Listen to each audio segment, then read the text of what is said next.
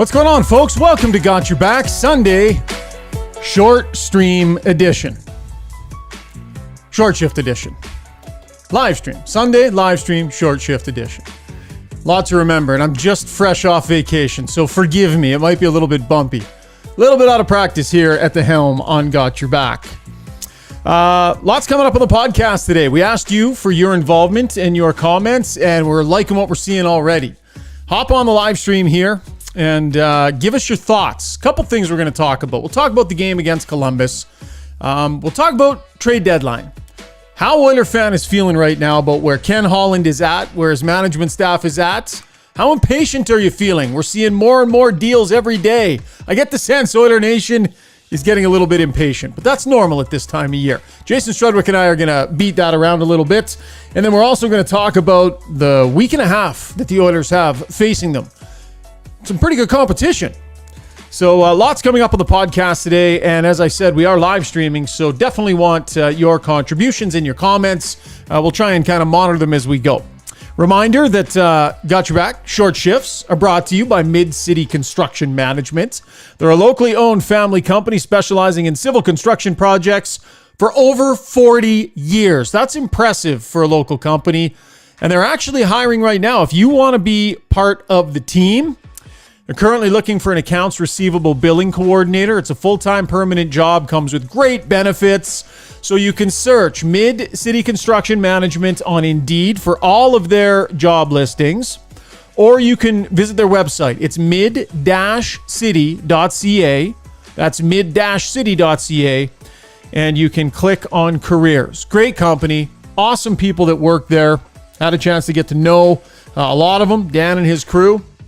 Really cool group. So if you're interested, definitely check it out and apply. Strade! How you doing, pal? Good. Are you still in Mexico, or where are you anyways? No, I'm home. Geez. Don't worry, I'll stay back here. Grind it out. You're grinding it out. Good times. Living the high life. I gotta say, man, you did a good job in the host chair in my stead. I was a little bit nervous, like kind of giving up the reins, right? Like this pod is kind of my baby, and not that I don't trust you, but like just handing it over to you to let you host. I don't know how Gregor does it a few times a year, handing the keys of your baby over to someone. No, I think he doesn't tune in and he doesn't listen to anything people say.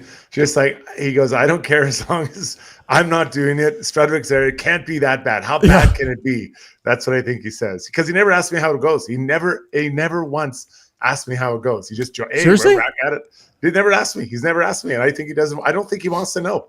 It's like when people go away from and their kids are older, and they think their kids might have had a party. But the house isn't wrecked. They don't really want to know. They're like, I don't want to know. Just keep it moving along. That's funny. So what you're telling me is I'm a micromanager, because not only was I asking how it went, but I hopped into one of them. I can actually sit in the audience while you're taping and watch. Right. I was doing that secretly. So I'm a bit more of a micromanager than Gregor. Hey. Well, I think that Zuby and TR and I actually have our own chat going on. So we've actually been chirping pretty heavily behind. So whatever you're saying about us when we were performing, I'm sure it wasn't worse than in this private group chat. Zuby started, I should say. So you might want to talk to him. No, it was great, man. You guys did an awesome job. I love the dynamic, and I loved having Terry Ryan back on the podcast. We're going to try and work TR in here and there as we can. He's going to be busy, though, because they're getting set to shoot season 2 of Shoresy coming up here. So he's a busy guy, but we love his perspective when we can get it. I heard I missed some favorable weather here while I was in Mexico, Struds. A little fresh. You know what? The first day wasn't bad. And then, because I come wheeling out, it's like, whatever. It's only a couple of days. And, you come out, sometimes you get up really early in the morning and leave or get home late. You're like, oh, man, this is not what it's at. But you know what? It's old. I mean, really, do we ever get cold weather in March in Alberta? I mean, really, like for a long time, 7-10 days, we're going to get -30. I doubt it. So throw me a -20 for 5 days. I'll roll with it. This might be my favorite comment of the day already from YAG Sports Junkie joining us live on Twitter. Says, wife gave me 15 minutes to listen to you guys. Let's talk trade, boys. He wants us to he just wants us to dive right in. No pleasantries. No, how was your vacation? No, give us the story about that giant sniper's dot on your nose that you got today. Look at that thing, Struddy. Look at that. I can't take my eyes off it. It's got a life of its own. Like it's just pulsing and breathing. I don't know what's worse. Straight up zit. What's worse? It's a zit. That zit is worse, or the guy who's getting his show run by his wife who's only got 15 minutes. I don't know what's worse today. I know. By the way, like I said, we are live streaming this, so we're getting some reporting kind of in real time here. And as we know, the trade deadline is close, so there was just a report from our, and I haven't seen if anybody at our shop reported it, so I'll just say Elliot Friedman just reporting that he's hearing Timo Meier to the New Jersey Devils. And I'm sure there'll be lots of follow-up reporting on that from a bunch of different sources. So we'll kind of keep our eye on that here on the live stream as we're going. But that's the thing. It's a living, breathing event right now, and things are going to happen. There have already been a couple of things that have happened. Okay, boys, I have 6 minutes. Who are the Oilers chasing? Why? That's from the Oiler fan. Why are you all so limited in your time on a Sunday? What is wrong with everybody? Tell your wife you're taking the dog for a walk. Just relax, man. Throw the earbuds in, take the dog for a walk, relax. Just chill out a little bit and relax. Timo Meier to the New Jersey Devils, if this one ends up coming to fruition. Listen, man, a heck of a good player, and the New Jersey Devils are a real good team. They just added some significant scoring and a guy that I think, I don't know, I feel like he's pretty underrated despite the number of points that he puts up. And for maybe people who don't pay really close attention to the league, they might not know who he is. This is a hell of a good player, Struddy. Big, strong guy. Checks a lot of the boxes New Jersey needs. I remember when they started the year off so well, and they've continued to play, the Devils, that is. I mentioned that they're quite slight, right? They're a smaller, slighter group. And skilled, I'm not saying skill's not important, but when you're going against a big skilled guy, and you're a small skilled guy, eventually over 7 games, I think that it's going to be hard for you to hold up. So they bring in a guy that's just perfect for their situation. I'm wondering if they're able to sign to an extension, what that looks like. And yeah, he's got the big QO, right? I mean, that's the thing. You're trading for him. You have him. He's not an unrestricted guy. Right. So if you can figure out the money, you get him for a while, which is a huge benefit to give up those assets and get him. On the flip side, I wonder if this doesn't unlock Mike Grier and the San Jose Sharks to do something else. And I know that he traded away Brent Burns already at the beginning of the year. Then you look at now Timo Meier out the door. You know, does this maybe give Mike Grier more time to look at Karlsson and think about what he might want to do or not do? Because Brent Burns is a pretty big trade. This is a big trade. The Meier now, you've got this. Can you really kind of retool, restock? Because you really didn't get anything for Brent Burns. No disrespect to Lorenz. So maybe this swings in one way or another. I don't know. But I think to your point, Strud, sorry to interrupt. To your point, if you think about Mike Grier's to-do list, and it can be pretty daunting, I would imagine, when you're trying to do what they're trying to do.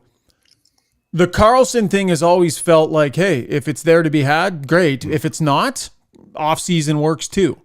Right? This Meier one, this was at the top of his to-do list, if we're being realistic. The sense of urgency to get this deal done was different than an Erik Karlsson trade. Yep. And so now it's off his to-do list with, let's just call it like a week. I know it's more or less than a week, but how many other assets does he have to move out? And does he want to fully commit to this idea? So I think of Ken Holland, maybe give it a day or two, then swing back by and just say, hey man, where are you at? Yeah. YEG Sports Junkie says, do you give up a first-round pick for the guys that are left that are purely rentals? Not a lot left. Okay. We weren't going to do it in this order, but we just had a trade breaking in the NHL, and Oiler fans here are pushing us on the live stream, so we need to give the people what we want. Let's just talk a little bit of trade scenario here. I said from Mexico that I believe the Edmonton Oilers were as much in on Jacob Chychrun in that moment as they have been at any point in the process. I still believe that's the case, that right now they are as likely to trade for him as they have been at any point along the way. I think Ken Holland is monitoring the situation and thinking the closer you get to the deadline, the more the price on this deal might end up coming down. Now, is he gambling that somebody else just pays the price and steps up and does it? Yes. Is that risky? Yes. Do they risk losing him? Yes. All those things are yes.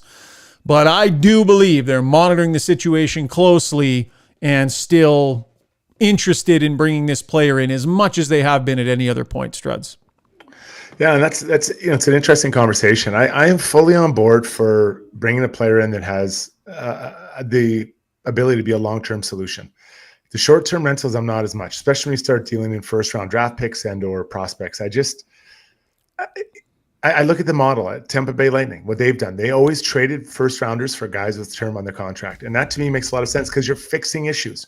You're addressing your issues. Because if you when you do that, you can say we're a step closer. Now, we win a Stanley Cup this year with Chychrun. I don't know. I mean, anything's possible, but you're closer. You're probably closer than you were the day before you trade for him. Same thing with Carlson. Whereas I look like a guy like Gavrikov, even if he turns out to be great, he doesn't want to sign here. Okay, well, now you're no real closer to where you're at before. I think it's continual build, and that is the sense I've always had from Ken Holland in his public chats. I will continue to say what I've been saying for months now. I think they will be hesitant, and this is to answer the question, I think they'll be hesitant to spend this year's first-round pick on a rental. I think the draft is too deep. You have the chance to really help your organization in this year's draft. And if you're doing it for a player there's no chance he's going to sign, I think the Oilers will be hesitant. So do they hang around on Gavrikov and see if the price comes down? Potentially. I would be surprised if at the end of the day they decide to give up a first-round pick on a guy that they know is not going to be signing at Edmonton. And by the way, they know he's not going to sign in Edmonton. That intel is out there. Unless he comes here and wins the Stanley Cup and life's great and changes his... I mean, you never know what be. I mean, hey, right. That River Valley strategy, you go for 1 or 2 walks in that River Valley in May, and it can change your mind. So you never say never, but I think the general understanding is that would be a pure rental. I think they're going to be hesitant. I think it makes way more sense if you're going to put this year's first round pick in play to get something that has the opportunity to help you beyond this season and through a window. I've said this for months. Jacob Chychrun is probably a $6.5 to $8 million defenseman on the open market. If he were a free agent this summer, he's 4.6, and you get him for 3 playoffs. Is he the perfect player? No. Does he fit exactly what the Oilers need? No. Are they better the day they get him? Absolutely 100% for sure. And the other key here with Chychrun is you can add Chychrun without having to subtract Barrie. So you're actually adding to your blue line. Instead of just upgrading it, you're adding to it. So there's a lot of reasons why I feel this makes sense. I think the main reason why it hasn't happened yet is because the organization wasn't necessarily sold on the player, and that the general manager maybe not sold on the player, and we've heard that, but he continues to play pretty well. Prices maybe coming down a little bit, and the fact that he hasn't been traded yet, Struds, I mean, it's been years of this. Doesn't that tell you that there's a reason, right? If they haven't done it yet at the price point being where it is, it's going to come down, isn't it? Well, I'll give you an example when it didn't. You remember when Duchesne was traded to Ottawa?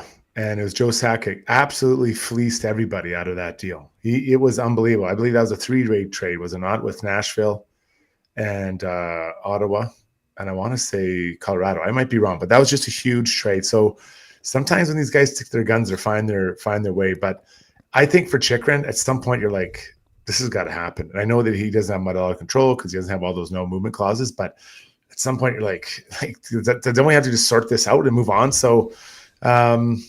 I don't know. I'll just leave it here. I want to continue to see this team improve and not just like Toronto. So Ryan O'Reilly is a great fit for them. There's no doubt about it. But when the season starts next year, if they can't sign them, they're in the same problem. They have the same problem they had this year. They have next year, right? And that's the thing. So you can say, well, we're going all in, great. But I think continuing improvement is a way to ultimately win a Stanley Cup.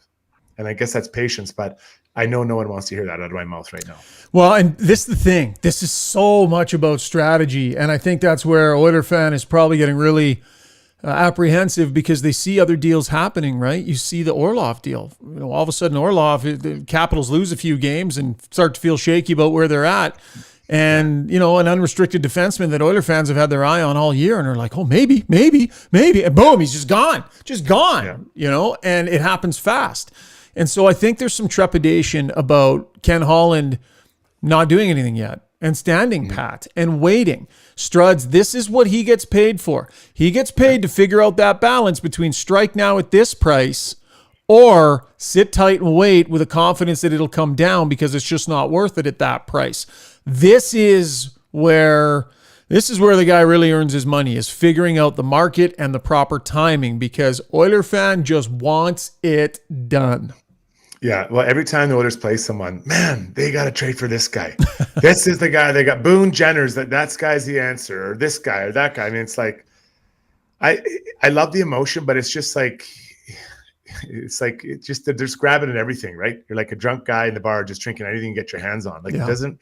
There's got to be a plan. What do you need? And I don't believe, and it doesn't sound like he's going to come here anyways. But they don't need more offense. What they need is just stability. They need depth.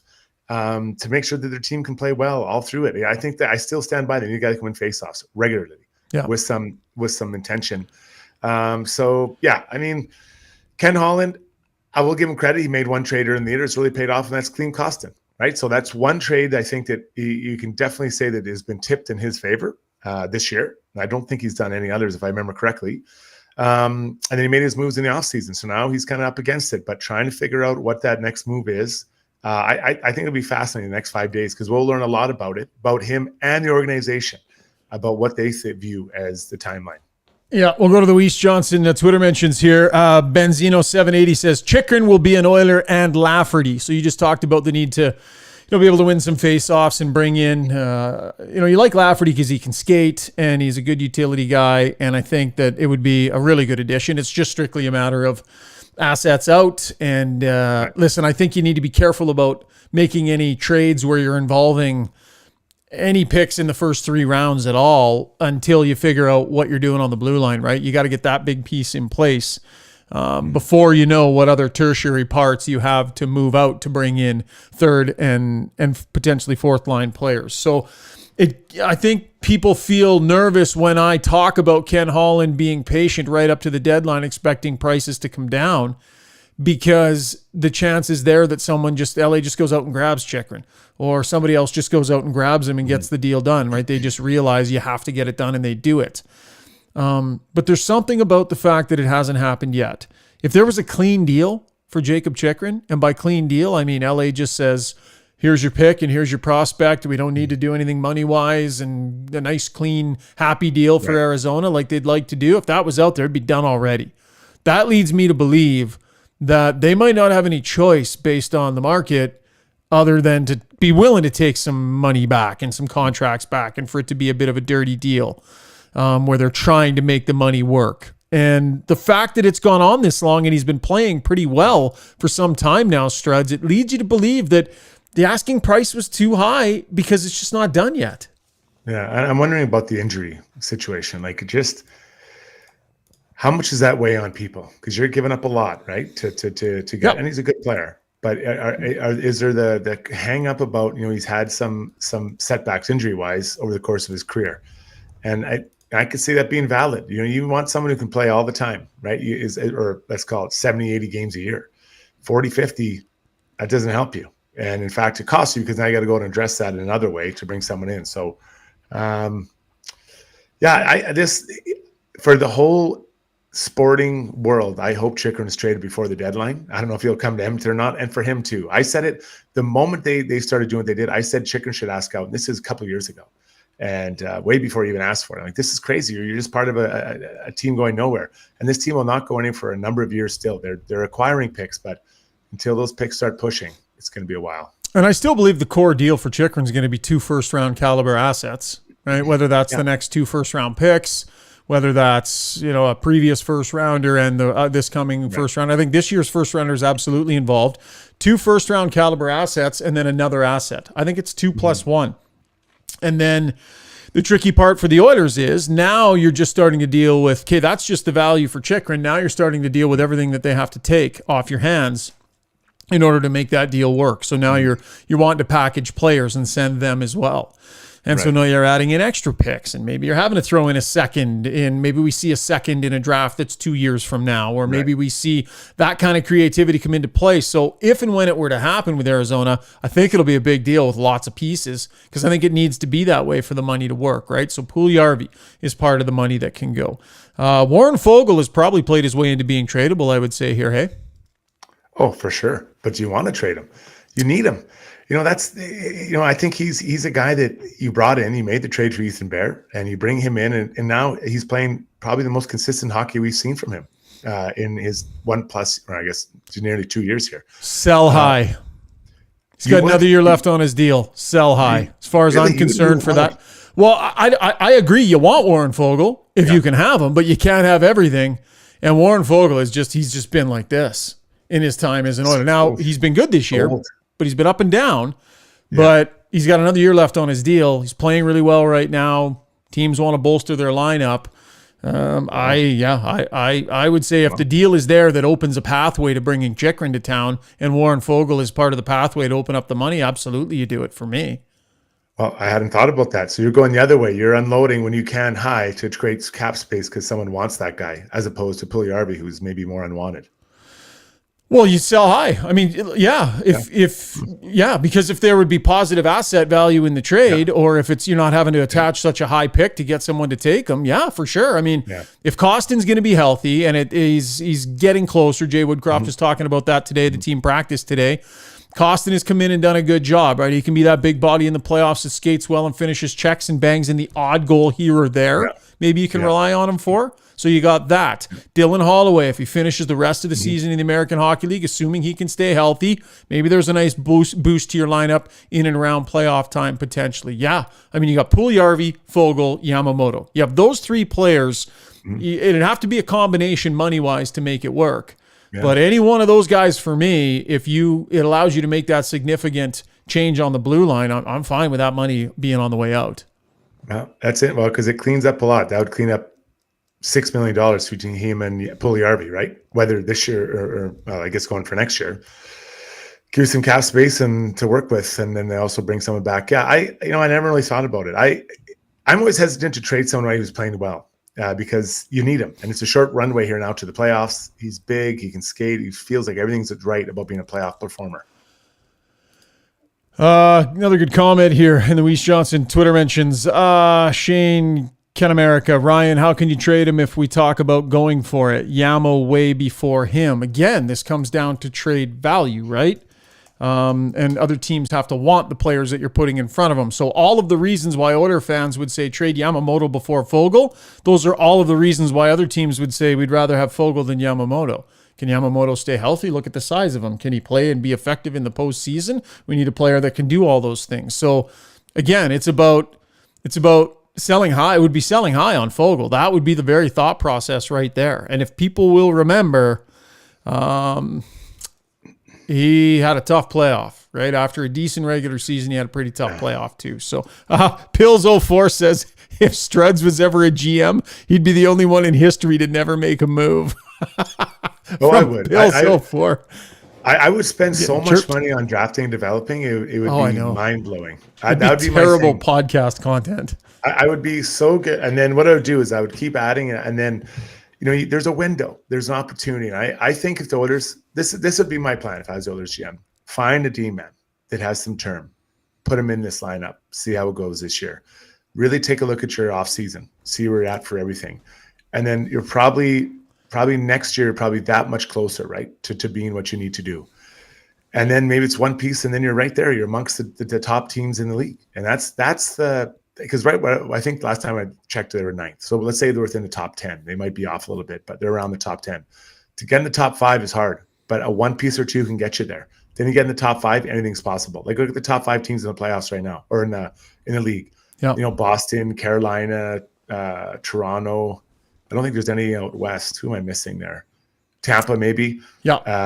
Are Rangers. Can you tell me which team's going to win the Stanley Cup? Are those 5?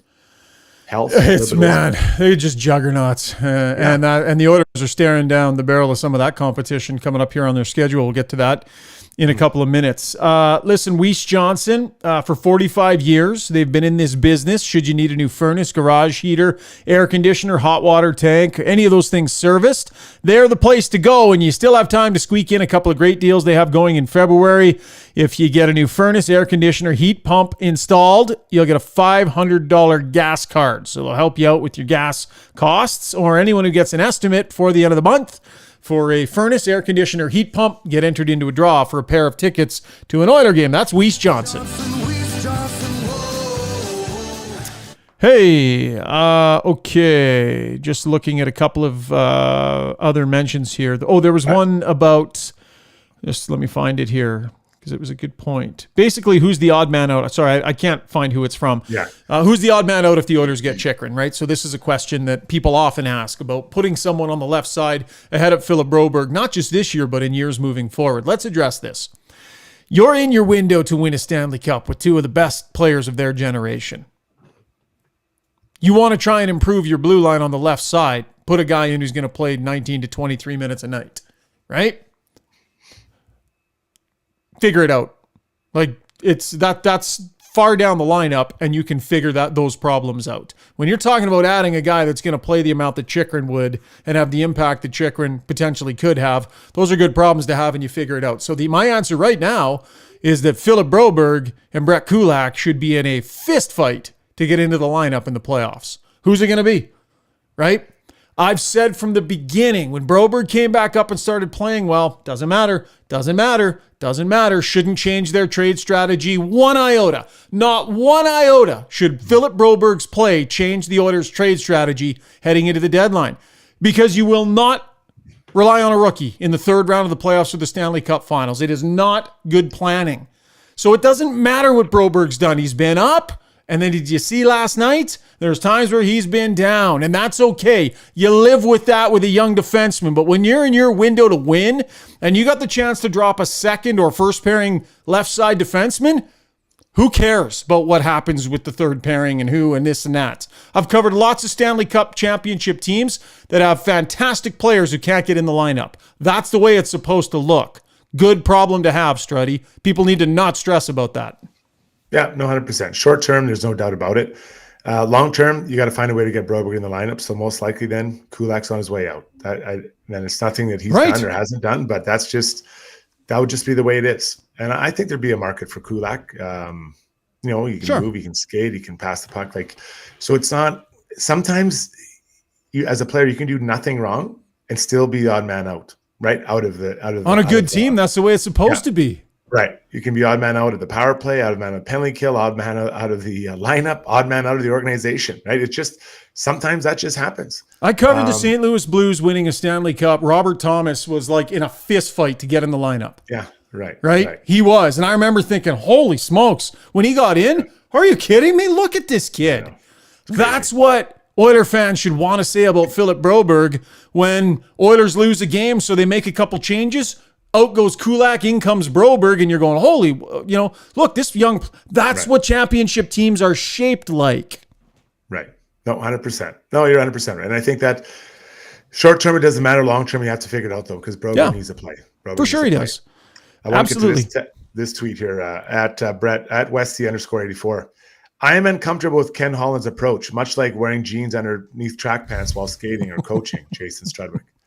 I'm uncomfortable with your text. Does he elaborate? What's he uncomfortable with? The pause, the hesitation, the waiting and seeing, right? I think that's... Yeah. And I get it. And just to kind of put a bow on this, I think let's evaluate it after the trade deadline, right? So a Friday at whatever time, let's sit back, light up a dart, and we can figure out what's happened, right? Let's enjoy it, that sweet smell of smoke. But before that, I can't get too excited. People, they should have got this guy. They should have got they want to get every guy. I had a buddy text me who doesn't even like Orlov as a defenseman, but they think they should have got him. Like, you don't even like him. Just go get him for the sake of getting him. Yeah. It's like, it's crazy. It's crazy. I think they're coming around on Chychrun. I think the price might be coming down, and the confluence of those two things just might line it up, or maybe it won't. We'll have to wait and see. I think Gavrikov for the first rounder is unlikely. I think Gostisbehere was in the conversation at a certain point. I think that's a significant fallback plan for them. The size is an issue. Heading into the postseason, you're going the wrong way, size-wise, with what you're looking for. Some questions about Schenn. I think Schenn's less likely. They're a little more fixed on the right side. I would say as much as Bouchard has struggled through this year, I think you're riding Bouchard on the right side into the playoffs. I don't feel that they need to plant somebody in front of Evan Bouchard before the playoffs start. I don't think they're remiss if they rely on Evan Bouchard for the playoffs. He showed last year he can handle it, Struddy, to me. Yeah. I don't see a need to drop someone in front of him on the depth chart. Yeah, I mean, and they're two different kinds of players, right? That's the thing. It's not like you're replacing a skilled puck mover with another skilled puck mover. Luke Shen is a hammer, right? He goes around there and he plays hard and battles. He's a good leader. I love the guy. But I adding at the bottom, like in the 5, 6, 7 spot, the Oilers don't need that. They need to add in the 3, 4. So you can add all you want at the bottom, but it doesn't change the top, right? Luke Shen's not coming in here. Let's not make him out to be more than he is. He's a third pairing defenseman. Yep. That's what he is. So you can dress him up and say, oh, we got him. He's a great leader. And you put him in the second pair. Like, geez, this guy is actually not a second pair defenseman. Well, yeah, the other side of that, Struds, is that the Oilers have a second pairing defenseman, maybe even a second pairing defenseman dressed up as a top pairing guy right now in Cody Ceci, right? Like Cody Ceci he's 100%. And on championship teams, quite often you look at that team and you look at their roster and you're like, okay, that all makes sense. Look at that first. Yeah, that all makes sense. Look at that third line. Oh man, on most teams, that guy on the fourth line, he'd be up on the third line. Like, wow. Yeah. And then you look at the blue line and everybody's slotted where they belong, and unless there's some crazy injuries. The Oilers, they're not there. Now, the compensating factor is their top end is ridiculous up front. Right. Ridiculous how many first line forwards they have access to. So that'll make up for a lot. But that blue line, man, how many top 3 defensemen do the Oilers have on their roster? They don't. They have 1. And that's the problem. So we can keep going around in circles talking about adding this or adding that, and we can get Patrick Kane, we can do this, Timo Meier, whatever.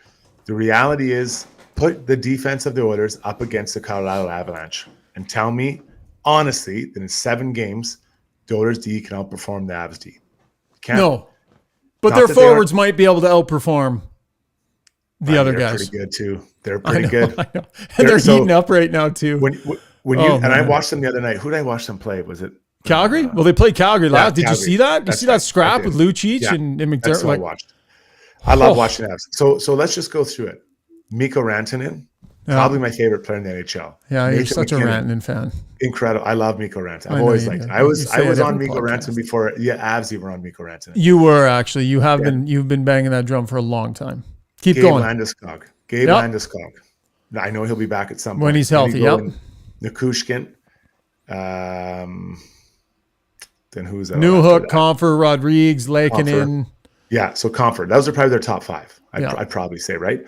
So then you go Oilers, and we know they've got Connor, elite, Leon, elite, Kane, Nuge, Hyman. So the Oilers are better, but it's not like they're out of this world better. Now let's go through the D. Makar, Taze, Manson, Byram, Gerard, Johnson, who sounds like he's going to be out for a while. Then the other side, you've got Nurse, CC, Bouchard, Barry, Kulak, Broberg, Desharnais. Yeah, I know, bud. I know. This is why we're talking about. I can't believe anybody in the last 5 months would have ever suggested that anything other than a defenseman is their top priority. It's not even close, and it has never been close. This idea that a little tweaking on the blue line was going to be good enough, nuts. So I'll go back to my what I've been saying for the last little while is that I believe they need to get Karlsson, because Karlsson and Makar, you can see a saw off there this year. Now next year and going to, I'm not sure. Then Nurse and Taze, you might have something there. And then it still will go sideways when you drop down to CC and let's say Bowen Byron, but it's getting closer. And that's why you got to add things that solve problems, not just solve it for a quick moment. I don't think they're retaining 40 to 50% of the salary. I don't think they're doing it. I don't see it happening. I don't know. And then Barry's going out the other way. So we'll wait. But now, I like the point you made earlier in the pod, though, that with Timo Meier done, maybe Mike Greer can really set in on now. He knows what a few variables look like, knows what he's got coming back, cap situation, all that. So maybe that shakes something loose. Okay. Well, that totally went off the rails. We did that in reverse order, but that's fine. Sure we need to give the people what they want. I will ask you this. YEG Sports News says if playoffs start today, which goaltender are you starting? Struddy? Skinner. But Campbell's been piling up the wins, man. Yeah. You know, and I'm not as hard on Campbell as a lot of people are. Like, you look at that game last night. Yeah, didn't love the one there for sure. Yeah, which one? The second goal? Off the end boards, then he's coming across. Line ace. Yeah, that I didn't like that one. But I mean, the first goal, Darnell Nurse, instead of making the pass up the wall to Fogle, tries to go cross ice. No good. That's a tough one. Like that. Yeah. That's what you get paid for. You get paid to not make that play, right? And I think that and this isn't that he's a bad player. I don't want people to say, oh, Strudwick says he's a bad player. He's trying to do too much. Just simple plays. See a pass, make a pass. Pass it up, move it on. Everyone just keeps their game going. Sometimes, you don't have it every night. And that Fogle was 10 feet in front of him. Just pass it up to Fogle. Fogle had clean ice to skate into. Yeah, keep it easy. Keep it simple. Some pretty strong comments after the game last night. 6-5 loss to Columbus. Bottom team in the league. No good. Like, can't lose to that team. And the Oilers have done that a few times here recently. Lost to teams they got no business losing to. And then they roll in and they can play great against some of the top teams. But this habit they have of not taking care of their business against the bottom feeders is something they need to purge from their personality. Because really good teams, sure, do they drop the odd game to a lower tier team? Yes. Right. Do they do it consistently? Nope. They take care of their business more consistently. Here's Jay Woodcroft post-game in our Weiss Johnson soundbox. Yeah, but not good enough. In fact, it's not just the start. I know we mounted a comeback, and we had some people that had some good efforts, but not enough. Too many passengers today for us. And in the end, not detailed enough, and we were made to pay. Connor McDavid. Yeah, not very well, obviously. We did a good job of getting ourselves back in, but, it's an embarrassing start. And then it's an embarrassing finish. It's, not quite good enough. I like that fire from McDavid post-game. What'd you think? Well, I think you should say, I got the team back in the game. I got you guys back in this thing, and then you guys couldn't finish it off. I mean, he competed, man. He could tell. And you could tell after his, I think, second goal to make it 4-4, his reaction, let's go. He was just, like, fired up, like, trying to get the guys juiced. And people, like, I think there's a few players on the team that paid to a public skate, and they should have been on the next door rink in Columbus. There's a rink attached to it. Should have been public skating there because they did not bring it. They Passengers, were just, oh, mama. And if I'd rather just know, like, hey, Strudwick doesn't have it tonight. You're going to public skate? No problem. I'm not going to play. I'll play 2 shifts and get you out of there. Like, don't even try. Like, it was just, man, it was disappointing. But they're coming off, a pretty decent effort in Pittsburgh, and then they dropped that one. And that's not in the coaching. That is not in the general manager. That is on each player to be ready to rumble. I don't care if the game's at 6 a.m., 2 a.m., 9 p.m., you've got to be ready. I mean, the captain comes out and he was hitting everything. He was moving. He was doing everything he could to show the team that it was, guys, it's time to go time. And there was many that did not respond. I also like Jay Woodcroft after the game. He was pissed. And he wasn't afraid he didn't say names, but like he wasn't afraid to dig into mistakes. He was like, second goal this, third goal that, fifth goal. The players know exactly who he's talking about. All we got to do is go look at the video. We know exactly who he's talking about. So let's rip through it quickly here. The 1-0, I mean, we all agree Nurse, weird play, tried to go through the middle. Woodcroft pointed to that specifically, right? Like, I think your theme from last night might be, Struds, as you'd mentioned earlier to me, just decisions with the puck by the blue liners. Just make simple plays. And he wasn't alone in trying to make those cross-ice passes. No, but that's what you're paid for. You're paid not to make that choice. You're paid to make the simple play up the wall. Yep, and they weren't doing it enough. 2-0 goal. I didn't like McLeod turned it over in the offensive zone because he was hesitant to shoot. He was about to, turns it over. That happens. You're in the offensive zone, right? Whatever. He was frustrated, so he got on his horse and back checked. But did he finish a check? No. Comes all the way back with all that great speed of his. Gets all the way back. He's there in plenty of time.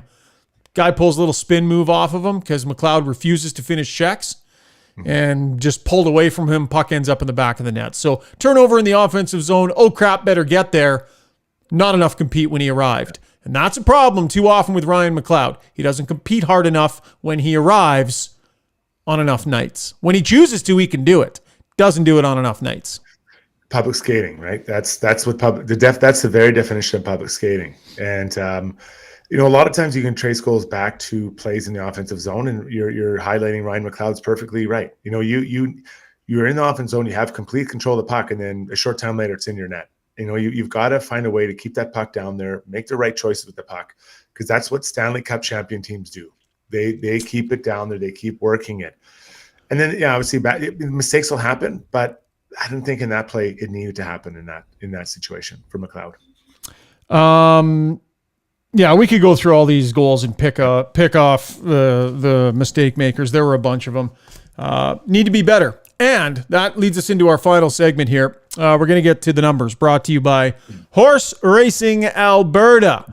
The Alberta horse racing and breeding industry contributes over $300 million to Alberta's economy each year, and they employ over 5,000 hard-working Albertans. Experience some of the finest thoroughbred racing in Western Canada at Century Mile Racetrack and Casino. Live thoroughbred racing is returning in May. So for more info and to stay up to date, go to thehorses.com. Okay, we're going to make this simple in our numbers segment.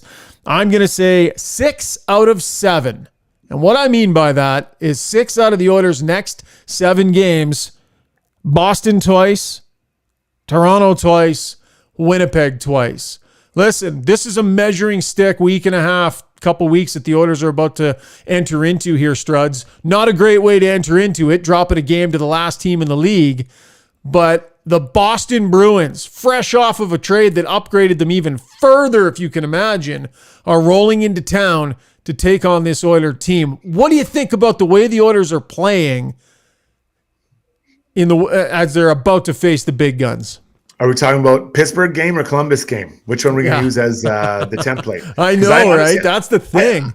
I have no idea. I have no idea which one it is. So I think that when you match up against teams like this, you clamp down. You have to clamp down, because if not, you're going to get embarrassed. The Oilers as a group, and we've heard them talk about it, feel they're one of the top teams, or should be considered one of the top teams in the NHL. And when you're playing those 6 games against those 3 teams, all those teams are in the top 10 in the league, right? 2 of them are in the top 1 or 2, or top 5 for sure in the league. They're both very, very strong, Boston and Toronto, and they both made trades. They both got deeper. Their fan bases are jacked. I can't wait for the Leafs to lose in the first round to see that fan base crushed. But that's not about them. So I'm tweeting that. I'm clipping that and tweeting it. You'll be on overdrive on Monday. Oh, I love Leaf fans. God, I love them. But anyway, so you put it together, and so I think the Oilers are going to find a way to get ready. It would have been a painfully long flight home from Columbus Saturday night. It would have been an awkward morning at practice, probably some videotape, watching yourself not do what you need to do. And there's very few players whose numbers wouldn't have been on that checklist, right? They did something. I think you can look from the goalies out, and there'd be a lot of players that were like, ooh, here comes my goal. And you just know it. As soon as the clip fires up, you're like, ooh, that's mine. So I think they're going to surprise us. I think they're going to really compete hard, and I think they will surprise us. I wish I'd pulled the clip. Leon Draisaitl talked today at practice, and he was asked about a really good Boston team coming in and the challenge and everything. And it was interesting. He kind of went, we're a good team too. Yeah. I mean, they're not going to be deferential to anybody, nor should they be. The Bruins are different though. 45-8-5. Think about that. 45-8-5. Yeah. They got a plus 95 goal differential. They've rattled off 6 straight wins. They're 21-6-2 on the road, 24-2-3 at home. Like, this is a season for the ages from a team that we wondered, how are they going to do till Christmas? They had all those injuries. How are they going to do till Christmas? They're absolutely crushing it. And so the Oilers are banging up against them at a time where they've shown the best of themselves and they've shown the worst of themselves. I think the Oilers are going to play well against Boston. I really do. That's a game to me all day long they're going to be able to get up for. They might be able to beat them. We'll see, right? But I think we're going to be talking about a really good game against the number 1 team in the league. I think, I have the confidence to say that about them in that game. It's just really weird that they, when they play Buffalo a few games later, we're going to be going, I have no idea what to expect from the Oilers tonight when they play Buffalo. Well, Buffalo's actually not playing too bad. Yeah, they're playing well. I believe you know what I'm saying, though. Yeah, I do. But second wild card right now, yep. when you're a team like the Oilers, you look forward to playing against the Boston Bruins because you want to show everybody, but mostly yourself, that you can play with the upper echelon teams. Again, I may be somewhere out, but I think the Oilers are somewhere around the top 10 in the league. Bruins are top 1 or 2, so they're right up there. You feel that you can compete with these guys? Well, show us. Show me you can. Like show each other, guys, in this dressing room that we can do it. And so it'll be a great measuring stick. And not only do you do it once, you do it twice in 6 games. Come on. That's a dream. That's an absolute dream. So I'm looking forward to this match. I'm so looking forward to this week. We've got great hockey game. We got Boston, Toronto. Who's on Friday? Is it Winnipeg on Friday, I think? And then they got back-to-backs against Winnipeg, home and away, I think. Then the trade deadline. I mean, right before that trade deadline. Yeah, man. So the whole awesome. the next 6 days, Oilers fans should be thanking whoever it is in charge of all this, that they get to see this, because this is going to be great. This is going to be a fascinating week. How do the Oilers play? Do they deal with the adversity they've dealt with themselves and got kicked in the nuts in Columbus? Now they brought it on themselves, but I'm looking forward to it, man. I can't wait to see what happens these next 5-6 days. And we will be dropping podcasts as often as we can coming up here this week, because lots going on, as you say, Struddy. Trade deadline will be lots of fun, and the news continues to break here. So stay tuned, folks. And if the Oilers do something, we'll try and hop on and break it down right away. So stay tuned to our social media feeds, and thanks for tuning in today, Struds. Thanks for not going after this too often. No. You could have literally mentioned this heater every single answer, and it wouldn't have been enough. Look at that. I know that heater. It actually was texting me on the side. That's who I was texting when I was like, it's like, don't say anything. Shagar's kind of insecure. I'm like, oh, I know he is. Oh, yes, he is. Okay, buddy, enjoy the rest of your Sunday, and we'll check in again. I don't know, maybe Tuesday we'll check in, but lots more to come here this week on Got Your Back. Going to be a great week, guys.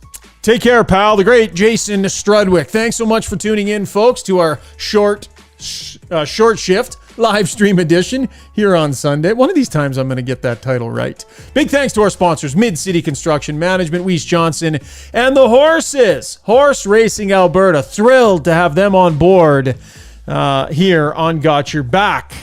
Thanks for your participation. Talk to you soon. Cheers.